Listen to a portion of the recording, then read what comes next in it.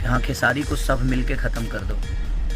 तो जैसा कि आप सबको पता ही होगा कि खेसारी यादव हैं जो एक स्टेज शो के दौरान सोहर वाला बात बोले हैं, उसी के बीच बहुत ही बवाल होने लगा है। तो चलिए दोस्तों, मैं नाम मनोज और आप लोग देख रहे हैं तबाही जंक्शन। तो चलिए अब हम वीडियो को शुरू कर देते हैं। तो वीडियो को शुरू करने प्लीज़ आप लोग से रिक्वेस्ट है कि प्लीज़ वीडियो को लाइक नहीं तो लाइक कर दें और हाँ, चैनल को भी सब्सक्राइब कर दें।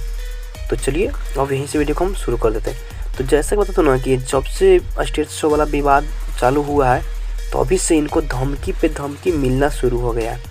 क्योंकि आपको पता ही होगा, जैसा कि शुरुआत में आप लोग सुने, तो ये बातें तो सच है दोस्तों, क्योंकि ये बहुत ही अशब्द का प्रयोग किए थे और ये किनको बोले हैं आप लोग को पता ही होगा। मैं उस कलाकार का नाम नहीं बता पाऊँगा, लेकिन आप सब खुद जान सकते हैं कि ये किनको बोले थे और वही कलाकार हैं जो इनको धमकी पे धमकी दिवा रहे हैं। तो वही दोस्तों, बात करें यामिनी सिंह की, तो यामिनी सिंह भी उनसे जलने लगी हैं और ये भी बहुत ही उनसे उदास रहती हैं क्योंकि इनको भी काम नहीं मिल पा रहा है भोजपुरी इंडस्ट्री में और ये उनसे भी जलने लगी है। हो सकता है ये भी इस काम में शामिल हो सकती हैं कि खेसारी यादव को धमकी दिवा सकती हैं। और देखिए, ये इन्हें तो मैं नहीं कर सकता, बट एक ऐसे कलाकार हैं जो इनको धमकी दिवा सकते हैं। दोस्तों, आपके अनुसार से क्या लगता है कि यामिनी सिंह धमकी दिवा रही हैं या एक कलाकार है जो धमकी दिवा रहे हैं? आप लोग को इसके बारे में क्या राय है, कमेंट बॉक्स में जरूर बताइएगा।